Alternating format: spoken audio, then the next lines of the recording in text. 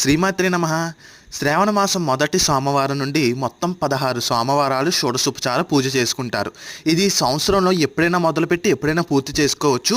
కాకపోతే ఎక్కువ మంది శ్రావణ మాసం మొదటి సోమవారం నుండి 16 వారాలు చేస్తారు.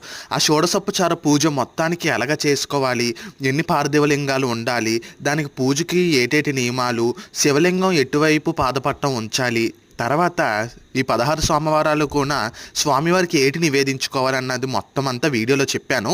కిందనే ఉన్న వీడియో ప్లే బటన్ని డైరెక్ట్గా క్లిక్ చేశారంటే డైరెక్ట్ వీడియో వచ్చేస్తుంది. అందులో మీరు చూసి తెలుసుకోవచ్చు మొత్తం అంతానా.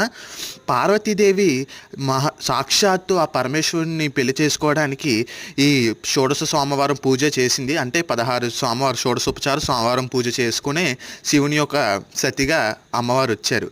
అందుకు ఈ షోడశోపచార పూజ ఎవరైతే గట్టిగా సంకల్పించుకొని చేసుకుంటారో వాళ్ళకి ఎప్పటి నుండో తీరని కోరికలు, అలాగే ఏవైనా బలమైన కారణాలు ఏమైనా ఉంటాయి అవన్నీ ఇట్నే నెరవేరిపోతాయి.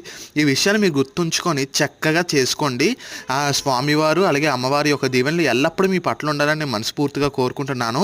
మీరు కూడా చక్కగా ఈ షోడశోపచార పూజ ఎలా చేసుకోవాలన్నది వీడియోలో చూసి మీరు కూడా ఇంట్లో చేసుకోండి. మొదటి వారం నుండి నేను ప్రతి వీడియో మీకు రికార్డ్ చేసి యూట్యూబ్లో అయితే అప్లోడ్ చేస్తాను. మీరు చూసి షోడశోపచార పూజ ఎలా చేసుకోవాలన్నది నేర్చుకోండి. ఓం నమః శివాయ.